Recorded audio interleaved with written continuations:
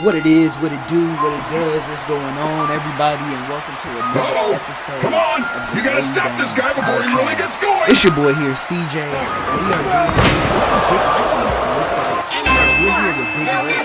He's here to touchdown with me on These superstars are out of the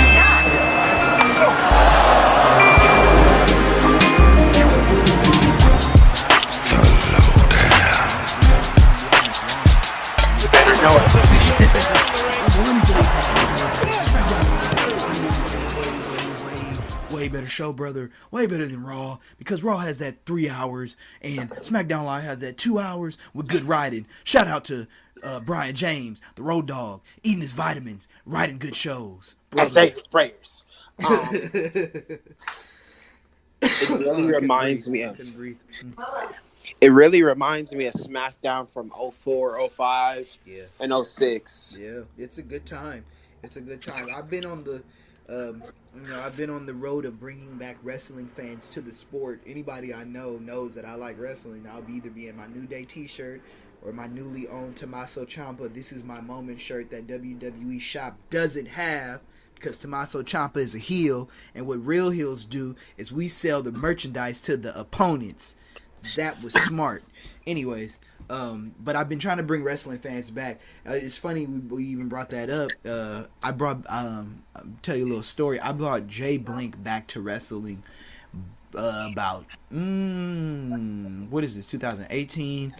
I brought Jay Blink back to wrestling in 2015, and what brought him back to wrestling was a little pay-per-view, or a little WWE Network pay-per-view called NXT Revolution. I think it was Revolution or something like that. It was the second, it was the second takeover, and this is where they had the year-long build of Sami Zayn chasing for the NXT title. He couldn't win the big one. He would get opportunities. He would work his way to the title match, and he would always lose. And the title match this time around was Sami Zayn versus Neville.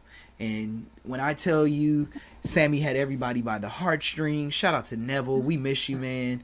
And I hope the rumors are true that you got out of that contract to renegotiate. But what brought him I say that to say that what brought him back to wrestling was Sammy's best friend with a broken nose coming out to congratulate him, parlaying with the other wrestlers, a lot of wrestlers that are on the main roster right now.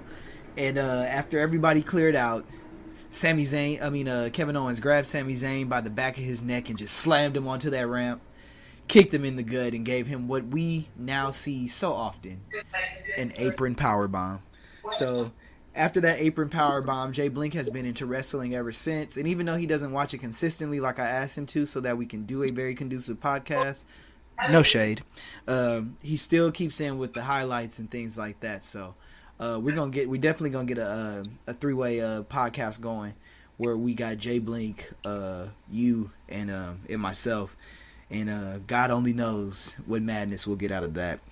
It's a triple threat. Oh my God, we don't know what's gonna happen, and I still have to talk to him, guys. And what I'm trying to get going is a promo battle. And what I think I can do is, if I can get Big Mike to get into a promo battle with Jay Blink and get a good build going to this first podcast with these two, I really think I'd have a good podcast. But we'll get the details out. I'll talk to the GMs of the Looow Down Podcast. We'll see if we can get these two talented men on the mics and into some promos. But as we get into it, let's get into Smackdown. So we open Smackdown up with Jeff Hardy, and is it me, or does Jeff Hardy seem high doing his promos? Jeff Hardy really reminds me of that incident with Sting from TNA a few years ago. I'm dead. Jeff can't afford that. He already got a DUI this year. Jeff cannot afford to be in that space. Where were you when Jeff Hardy was high in his match against Sting? I think I might have been. No, I was home watching the pay-per-view. He was home watching the. Okay, because I know I watched the pay-per-view after it aired. And I'm like, okay, because, you know, this is when TNA was hot. You had Kurt Angle, you had Samoa Joe, you had Sting. AJ had just came and left or whatever. See, these are the tangents we were talking about. But oh well, this is what makes the show a show. But you had these guys. They had one of the best rosters at the time. And here comes Jeff Hardy. How about this, though, before I even do that, before I even get into that? Eric Bischoff with Conrad Thompson, you know, they do the 83 Weeks podcast where they talk about the 83 weeks that WCW beat Monday Night Raw and the TV ratings. And so Conrad asked Eric about Jeff. And so, you know, Eric's like, you know, and he asked him about the night with the Sting situation. And so he was like, you know, well, the thing with Jeff is, like, we saw him before the show, like, so when everybody's coming in, you would see him come in, but then you could never find him during the show. Nobody would ever know where Jeff was. Like, Jeff would always be hiding somewhere during the show, and he would always appear right at gorilla position right before his match started. So I say that to say, WWE, if anybody can't find Jeff Hardy before his matches, I think this is the time to go ahead and give him that good old see you later, that future endeavor. Wish you well, you future endeavors. Come on! Hey, Jeff, you know, I don't know if this is going to work out, you know, because we have such a hard time finding you before the match starts. And I know you failed the wellness policy 3 times. And you got that last DUI, and, you know, some of us just think it's bad for business, so we're just gonna have to wish you luck in your future endeavors, Jeff. Yeah, thank you. Sorry, but yeah, Jeff Hardy came out with his horrible promo. Didn't really know what he was talking about. I honestly, when Shinsuke Nakamura music hit, I didn't even know it was leading to a match. So I don't know what they're gonna do with Jeff Hardy. I would cry if they put put the WWE Championship around him again, and I don't mean good tears, I mean sad tears. I love Jeff Hardy as a wrestler. I hate him as a promo. But we had Jeff Hardy versus Shinsuke Nakamura in a non-title match, and it was an okay match. You can just tell Jeff is slowed down, and there's not much Shinsuke can really do with Jeff Hardy. You know, he's not in the best of shape. He's banged up right now, from reports say. You know, Matt is dang near retired. Yeah. It's just not a good look. I think what I believe is, I feel like this Hell in a Cell match with Randy Orton is going to put Jeff on the shelf storyline wise for a little bit, as it should though. Yeah, because Jeff, he's been banged up. He's been banged up since I think that match with Jinder Mahal at the Greatest Royal Rumble. So yeah, it's just sad seeing that, like, all those years finally catching up to him when you really want to see him have his final run in WWE before he retires. But, you know, I'm just hoping that if this is the end for him for a while, he just comes back healthy and is able to really live up to the hype of what he was, so he feels comfortable about his departure. Because I know rumor has that him and Matt are going to be behind the scenes now. Oh, man. Well, you know, Matt started the behind-the-scenes thing at SummerSlam. You know, reports came out that his tailbone is fusing with his pelvis after doing so many leg drops. And so, off the top rope. And so, you know, it's sad to hear. And it brings me back to, you know, the TLC matches. Out of the 6 men that participated in those the beginning TLC matches, only 2 of them are still wrestling. And that's Jeff Hardy and Bully Ray. So shout out to Jeff. We want you better, and we want you better so you can work on your promos. Jeff defeated the United States champion Shinsuke Nakamura, but he won via disqualification. Orton came out and basically let me not lie. Here we go. He hit the twist of fate. Hardy climbed for the Swanton bomb, and Randy Orton shoved him off, which led to the disqualification. Orton gave Hardy a beat down, and thank God he didn't stick his finger in the gauge hole like he was doing all those other weeks. That was horribly painful to watch. And but Hardy ended up on top and hit him with a Swanton bomb. And like I said in the last episode, when you stand tall at the Go Home show, you're probably going to lose at the pay-per-view. So I'm going to just let that settle before we go into our predictions at the end. We had backstage, and I thought this was really dope. The Miz and Maurice were interviewed, and It was funny because when they came up to, I believe Charlie Caruso interviewed them, and basically said, "Oh, hey guys, and I'd like to introduce you to my guests, Miz and Maurice." And Miz told Charlie, I'm not wrestling tonight. My wife is wrestling. She's the headliner for tonight. So you need to put her name first." So, okay, Maurice and the Miz. Thank you. It's little things like that which makes the Miz great. It's those things, those nuances that make him better than what he was when he started. Let me see. And it was good to see Maurice back as well after giving birth 5 months ago. So that was also a good thing. Literally just 5 months. Yeah, too. man. It was 5 months after having a baby. The main event for this show, is Maurice versus Brie Bella. So we got mom versus mom, MILF versus MILF, I dare say. But it was a battle of the MILFs. So they had their promo. Wow, they ran a promo of AJ Styles addressing Samoa Joe. I don't know about you, but I've loved this feud with Joe and AJ. Most times AJ and Joe's feud back in TNA was just mainly what's the word that I'm looking for? It was just mainly fighting. They had their battles. They fought over the X Division title to see which one was the greatest or most athletic or was not. But now I feel like WWE has added a little bit of substance to that rivalry that Joe and AJ have had over the years. Joe and AJ being friends and going after his wife Wendy and his daughter Annie, and Joe being who Joe is. That's one character that WWE hasn't really tampered with. Joe's always been this sadistic. Whether it was Impact. Much to Triple H's credit too. Mm-hmm. Yeah. He's been really high on Samoa Joe. Well, did you see that? Did you see that? It was basically that documentary they did on Joe that was like all on YouTube or whatever right before his match at SummerSlam with AJ, and they basically chronicled. They were on the road with him. Basically, it was like what they did with Kevin Owens. It was WWE Chronicles is what it's called, and they rode on the road with him. You get to meet Joe's mom and all this other stuff, and he talks about how the negotiations with him and Triple H.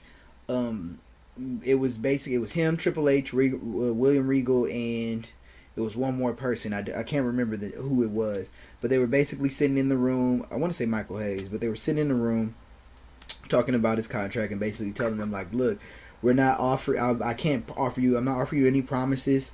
They really just wanted him to come in as a coach, but I can't say you're gonna get on the main roster. The only thing I can tell you is is that if you do the work, then we'll it might lead somewhere." And they were trying to gauge his face to see what he was going to say, and he was basically like, "I've been doing that my whole career. When can I start?" And from the NXT championship and grinding in NXT and being that veteran, Joe has made a place for himself in WWE that they really can't get. They can't get rid of him. They really need him. They do. That's like the only actual heel that they have right now. Yes. I mean, what other heels are on? Besides Andrade Cien Almas, who I like, you got Andrade, Nakamura, Shinsuke, Samoa Joe. Well, you know what? SmackDown has more heels than Raw does. That's for sure. Way more heels, or at least they have more. They have more valuable heels. Credible. There you go. Credible is the word I'm looking for. But yeah, he basically gave this promo of how him and Joe have been friends for 20 years, and he knows a lot about Joe too. And Styles would never mess with another person's family. Joe has many strengths, but when the bell rings, nobody's better than Styles. And he's going to show Joe how phenomenal AJ is. Let's get it out of the way right now. Your prediction, AJ versus Samoa. Well, no, let's save it when we get to Joe's promo. And then we'll do that prediction as we go along. What's your prediction for Randy Orton versus Jeff though? Before we touch it. I felt like Randy Orton's going to be the one who gets put over. Yeah, I think the same thing. I think Randy's coming out on top, and I think he might even get into it with Nakamura, which because I think that's the kind of where I think that's where they're leading. To be honest with you, Randy versus Shinsuke, because that's something we haven't seen with the heel face dynamic. But Shinsuke's a heel too, so we'll see. But I agree with you on that. We had the SmackDown Women's Champion Charlotte Flair versus Sonya Deville. Sonya's getting there to me. She's getting there. She's not there, but she's getting there. And Charlotte is Charlotte to me. You know, I think she fits better as a heel. You know, they did the whole Becky Lynch Charlotte thing wrong, but I don't know. It's up in the air for me which one of them can take it, because the belt will fit around both of them. Do I want Becky to win? Yeah, I want Becky to win, but not under this dynamic that she's under right now. It's kind of confusing. Yeah, Becky, she kind of reminds me of a tweener right now. Like when Stone Cold turned heel, and then they realized it wasn't working, so they said, okay, he's going to just be against everybody. Biggest mistake. Yeah. Because like I want to boo for her, but I want to cheer for her because she's finally showing that mean streak. Because I just never really was sold with her character, but yeah, the steampunk Becky Lynch with all the steam coming out. It's like the baby faces are too cheesy, and the heels are they're in the right area for us to be a fan, to be behind them as baby faces. Right. And for the heels have to get way dirtier, like the Triple H's and the No Mask Canes, or the Big Boss Man, or the heels who paved the way prior to these guys, who had way more dastardly tactics than what was being shown today. My prediction for the is Becky Lynch going over, but what I think it is going to be a double turn, and I take that back. Becky's still going to lose, but I think Charlotte's going to cheat to win. Is what I think is going to happen, and then that way you get the double turn. That'll turn Becky full. That way she can be an aggressive baby face, and Charlotte can take the mantle of dirtiest woman in the game like she used to. Charlotte beat Sonya Deville with the figure eight. Long story short, and after the match, she goes up the ramp, takes a picture with the fan, and some lady in black attacks her, and it comes out to be Becky Lynch with a black wig on, glasses, and a hoodie. It was classic. I loved it. Yeah, it was pretty classic. I just like what they're doing with her character now. That mean streak really fits her. Mm-hmm. I don't know who to really root for, but I have a feeling of who I think is going to win. But it's a great time to be a Becky Lynch fan. Yeah, it is. It's a great time to be a Becky Lynch fan indeed, regardless of what the whole crowd is doing. After that, we had Rusev Day versus the Bar, and this was for a SmackDown Tag Team Championship opportunity. Mm-hmm. Wait, hold on. No, we don't. Just got a text message from the fiance. Okay, wait, just to pick up the voucher. There we go. Sorry. So yeah, Rusev Day versus the Bar for the SmackDown Tag Team Championship opportunity at Hell in a Cell. Long story short. Wait, not even long story. How you feel about New Day on commentary? I got to come in. You said what? I said, how you feel about New Day on commentary? Oh, I love New Day on commentary. The orange commentator's booth, the pancakes on the front end of the commentator's booth, and then the fun that they're having up there. Big E in nothing but an apron. Hilarious. Yeah, I just feel that it's just like, oh, they should be their own commentary team. Yeah. Yeah, I just feel like they add it's a lot of comedic antics that they add to it, but it's something different. But I don't want to welcome that forever. So for the moment, I'm accepting it because I don't want. I do want it to be mainly seriously. Like I do want to be serious when they're doing commentary. So I'm allowing it right now, but I think Yeah. it's really funny right now. Basically, don't burn out the gimmick too much. Yeah, it's kind of like when they first started doing the bootios and the twerking thing. Oh yeah, and you know what? I'm kind of glad that they cut back on the whole. Well, Kofi hasn't, but as a whole, they've cut back on the whole twerking thing, because it was like somebody showed Vince a black twerk video and he just lost his mind. Yeah. So yeah, we had New Day on commentary. This was a good match overall. I found it funny how I heard somebody say that they didn't know who was the pastiest, Aiden English or Sheamus. It was like two ghosts fighting. That was hilarious to me. Oh my goodness. Like it was two glue sticks fighting each other. That was hilarious. At the end of the day, though, Rusev locked on the accolade on Sheamus, but Cesaro made the save. The bar hit a double DDT for a close near fall. Sheamus attempted the bro kick, but English pushed Rusev out the way and took the hit. Rusev then hit the Machka kick on Sheamus for the win. Rusev Day challenges the New Day at Hell in a Cell, which should be a good match. Yeah, it should be. Now, to me, this could go one of two ways for my prediction. I see the New Day staying on top. I don't really see them putting the belts on Rusev Day. I mean, unless they just take them off of them so the New Day can take them back, because I know secretly the New Day is on the road to beating the most tag team title reigns, which I believe the Dudley Boys hold right now, and I think that's the number of 10, so they have to beat 10. So I wouldn't be surprised if Rusev Day takes the belts just so that New Day can get the belts back in a rematch squash or something like that. My prediction: I'm gonna go ahead and take Rusev Day on this one. I'm gonna have to take the New Day. Okay. But because I feel that New Day's gonna be together for a while in order for them to still break that record. Yeah, that's that record probably won't get broken until next year, if anything. Right now they're only at 5, and we're in the middle of 2018, and they've been together for what, 3 years, 2 or 3 years now. Yeah. So, well, yeah. actually, New Day, I think they started coming out. Was it WrestleMania 31? Yeah, was that the Daniel Bryan, or no? Daniel Bryan was 30. Daniel Bryan was 30. That was 31. That was Levi Center. Levi Center. Yep. That was the WrestleMania I went to. So you're right. Yeah. Left church in the middle of the service to go to that WrestleMania.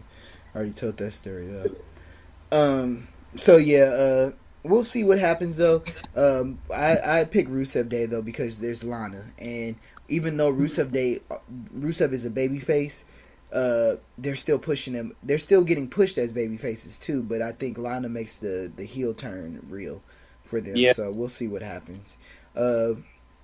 We switch gear and we get R-Truth and Carmella versus Andrade Cien Almas with Zelina Vega. And is it me, or when did they turn Carmella babyface? When did this happen? That's what I was wondering too. What's up? Like when she was, I loved Carmella as a heel. Mella is money. Mella was money. She was she got better as a wrestler, but Mella was money. And she did what she was supposed to do. I loved it. I loved the gimmick. You know, she won when she needed to win. She got over when she needed to get over. And she was one of the few heels that we actually had on Smackdown in the women's division. But we're in the revitalization of R-Truth, I guess. So look at Truth. I wasn't expecting that from him. I liked last week how the show was like kind of centered around him. Him getting into the main event. I was like, "What's up?" Ty Dillinger was like, "Yeah, Truth. So I'm not understanding what's going on. You're playing going back and forth. You calling Maurice Carmella, and then you're telling Carmella when Maurice said, he was like, just stick with me, Ty, because I'm gonna show you how to get to the main event." Put his glasses on, and this sucker was in the main event with the Miz. Oh my gosh. One thing I will say though, and I agree with Stat Guy Greg from the Cheap Heat podcast with Peter Rosenberg. Shout out to Pete. I'm a regular guy just trying to make it like you. Stat Guy Greg said he will never make the Black Power rankings because of his rap lyrics during his entrance. He can't take him serious for that. R-Truth has never been on the Black Power rankings for Cheap Heat. So he's shucking and jiving. That's what he said. He says shucking and jiving in his lyrics. He was like, me as a black man, I can't get with anybody shucking and jiving to do anything. And I agree. We don't shuck and jive no more. We hustle around these parts. Yeah. I just feel like that gimmick's been kind of over. I feel like he should have stopped that gimmick when he was entering from the crowd. Yeah. And then and not to mention he's a former NWA champion. Well, NWA World Champion. I think he was the last before Aldis or something like that. Or no, he was the last before Aldis took it from the 50-year-old guy that he took it from or whatever. But Tim Storm. He took it from Tim Storm. But yeah, it's just that you got these guys. Truth is a dope wrestler, and he's a proven commodity for sure, and he was good as a heel. Remember when he had the feud with John Cena, and he just didn't rap at all. I like that R-Truth. That the truth will set you free, and he would just walk out. Walk out, and he would talk to himself like he was crazy or something. I love that R-Truth. Little Jimmy. Hey. And then they turned little Jimmy babyface. Anyways, Andrade seeing Almas versus R-Truth. Says Almas attacked Truth to start the match. He fought back. Truth fought back with the Hurricane Rana. Almas hit a series of backflips into a Pele kick for a near fall. Truth attempted the axe kick. Almas countered it. Almas hung onto the ropes and posed. Vega mimicked the pose on the apron underneath. Almas Carmella pulled Vega off the apron. Truth was distracted. Almas rolled him up with a handful of tights for the win. So it looks like we might be getting an R-Truth and Andrade feud going for a little bit. And I'm okay with that because it ties over Andrade until we can get him into a main event spot, which might be the U.S. Championship if Shinsuke ever goes back face. So we'll see. I mean, Andrade does have history working with New Japan. He was La Sombra, a part of the Los Ingobernables de Japón stable with Naito and Rush, or Rush as we like to call him. Very big fan of New Japan. Sorry. But yeah, one of the luchadors of the Ungovernables. He's one of the originators of that group of the Los Ingobernables and the originator of the Tranquilo pose, which is what you see him hit on the ropes. From there, Naomi wanted to know why Asuka saved her from the Iconics last week, and Asuka called them mean and mocked their accent. Naomi said to feel the glow, and Asuka thought she said go. Asuka spoke in Japanese, and Naomi thought she said teriyaki. Oh my god. Yep. I didn't even see that, so me reading that I think that's pretty darn funny. But I mean, Asuka's been getting into it with the Iconics ever since she was on NXT, so yeah, that's who, if anything, that's who the Iconics should have been. They should have just picked that right back up. They should have jumped Asuka, and in reverse, Naomi should have helped Asuka and not let Naomi be the weak link in this. I'm all for Black Power, if you can't tell. Oh yeah, definitely for the glow. I would love to feel the glow. Obviously, one Uso feels the glow all the time. Then we had Maurice with the Miz versus Brie Bella. See how quick we got to the main event? If this was Raw, we would still have at least 5 or 6 more matches. Maurice with the Miz versus Brie Bella with Daniel Bryan. And it didn't have a winner. It says Maurice kept stalling at the start of the match and kept escaping to the floor. Bella got on the mic, called Maurice a coward. Miz got on the mic and was upset about the coward comment. He said that Bella doesn't deserve to be in the same ring as Maurice. He said the fans don't deserve it either. And the match is over. They started to walk away, but Bella chased after Maurice and threw her into the ring. Yeah.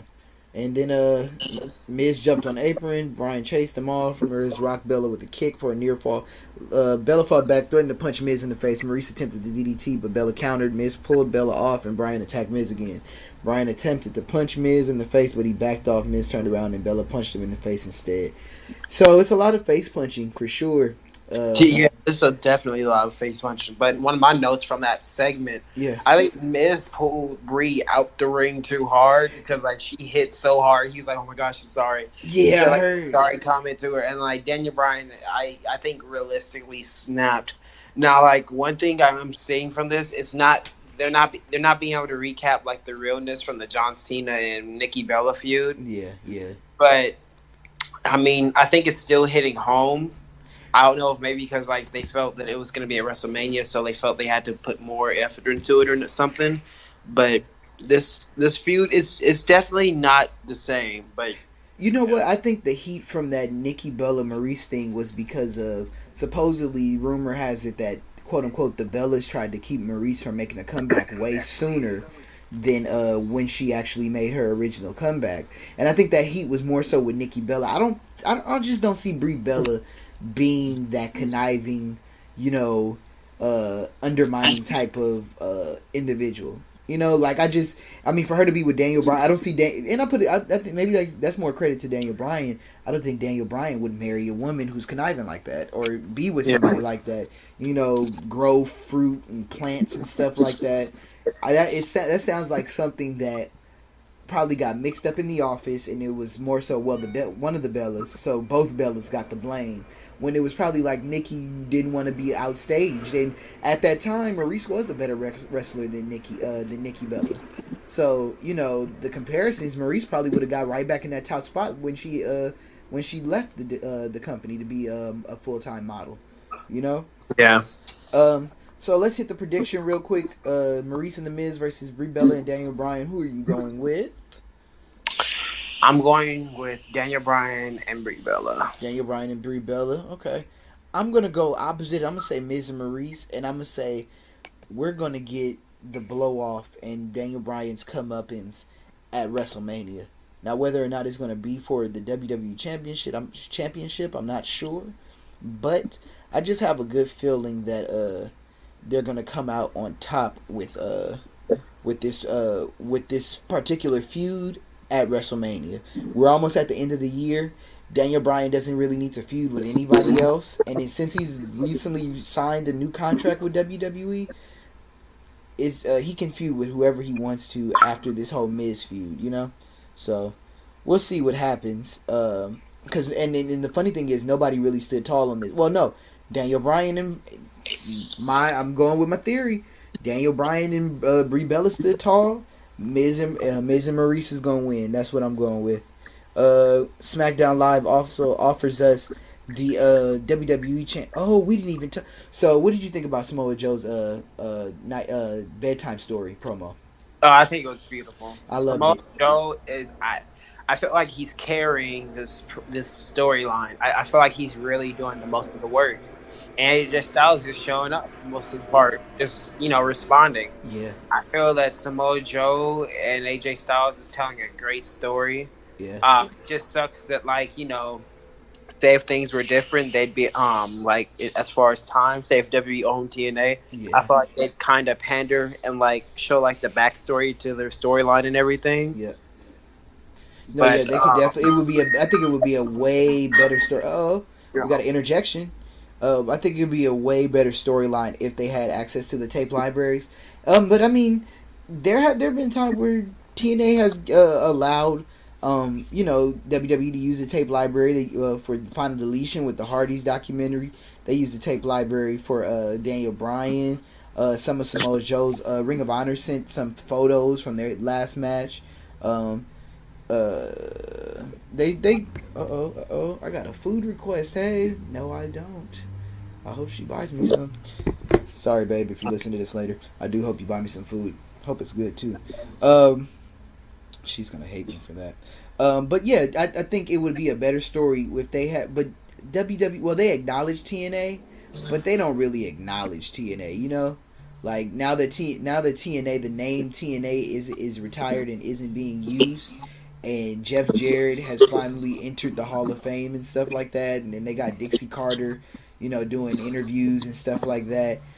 They're not worried about it. So that's why they like on the Make Young Classic, they announced Ashley Rain, which is Madison, formerly Madison Rain. Oh, yeah. They announced her as a Knockouts champion. So I love seeing that. Yeah, that made me feel good. Chipotle burrito bowl. Oh, I'm about to make me a veggie bowl. Some avocado, eggs, mushrooms. We got a healthy. See, this is what we're trying to get to. The road to the wedding bod is coming soon, guys. Hold on, I gotta answer this, and I'm gonna answer it on the podcast. What's up, love?